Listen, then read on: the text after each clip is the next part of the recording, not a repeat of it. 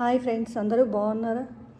చిన్న పిల్లలండి, చిన్న పిల్లలు. ఇప్పుడున్న పిల్లలకి పాపం వాళ్ళకి సంతోషం అనేది లేకుండా పోతుందండి. ఎప్పుడు చూసినా చదువులు చదువులు అని చెప్పేసి వాళ్ళకి చదువుల ప్రపంచం అయిపోతుందండి చిన్న వయసు నుంచి. ఇదివరకు 5 years వచ్చాక అట్లుండేది. ఇప్పుడు ఏంది అసలు పుట్టిన పిల్లలకు వాళ్ళు కొంచెం మాటలు వచ్చినాయి అంటే చాలు, వాళ్ళకి అది నేర్పించా ఇది నేర్పించా వాళ్ళని ఆ రాజధాని ఇది ఈ రాజధాని ఇది అది ఇది అని చెప్పేసి వాళ్ళకి అమ్మ ఎంత టార్చర్ ఉంటుందండి, అన్న టార్చర్ ఉంటుంది పాపం. ఆ చిన్న వయసులో వాళ్ళ మైండ్ ఏముంటుందండి, వాళ్ళు ఆడుకునే వయసు వాళ్ళది. ఇట్లాంటివన్నీ వాళ్ళు గుర్తు పెట్టుకుంటారండి, కానీ జీవితాంతం వాళ్ళు ఇంకా చదువుకోవాలి. వాళ్ళకి చాలా ఉంటాయి కదండి, వాళ్ళ జీవితం ఇప్పుడు అయిపోవట్లేదు కదా, ముందు ముందు వాళ్ళకి చాలా జీవితం ఉందండి. ఏదో చదువుకున్నోడు పెద్ద గొప్పోడు అయిపోతాడు, కొంచెం చదువు రానోడు బికారి అనేది ఏం లేదండి. మన అదృష్టం అండి, అదృష్టంతో తప్ప చదువుకున్నోడు చాలామంది ఇంట్లో కూర్చొని వ్యవసాయాలు చేసుకునే వాళ్ళు ఉన్నారు.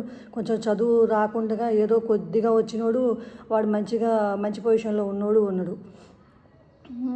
చదువు అనేసి అమ్మో వాళ్ళు చదువుతున్నారు, వాళ్ళ పిల్లలు చదువుతున్నారు, వీళ్ళ పిల్ల ఒకప్పుడు అందరం పేరెంట్స్ అట్లే అనుకుంటామండి. ఇవాళ మనం ఏదో మనది అయిపోయింది అనేసి మనం అంటాం కాదులే, కానీ మనం కూడా అట్లే చేసినాంలే. కానీ అసలు చెప్తున్నామండి, చిన్న వయసులోనే పాపం ఏదైనా అనుభవంతో తెలిసిద్దండి. ఒక ఆయన అంటే ఇద్దరు పిల్లలు ఉంటే వాళ్ళు సరిగ్గా చదవట్లేదు, ముందు ముందు వాళ్ళ జీవితాలు ఏమవుతాయి అనేసి చంపేశాడంట. వాళ్ళ జీవితాలు ఏమవుతాయో చిన్న వయసులో చదవని వాళ్ళు పెద్ద వయసులో చదవరని గ్యారంటీ ఉందండి. చిన్నప్పుడు చదవకపోయినా పెద్దయినా చదువుతారు వాళ్ళు, పెద్దయినా చదివిన వాళ్ళు తర్వాత పోతారండి. అట్లా కాకుండా ఆయన చంపేశాడంట, పిల్లల్ని చంపేశాడంట. చంపే హక్కు ఎవరు ఇచ్చారండి?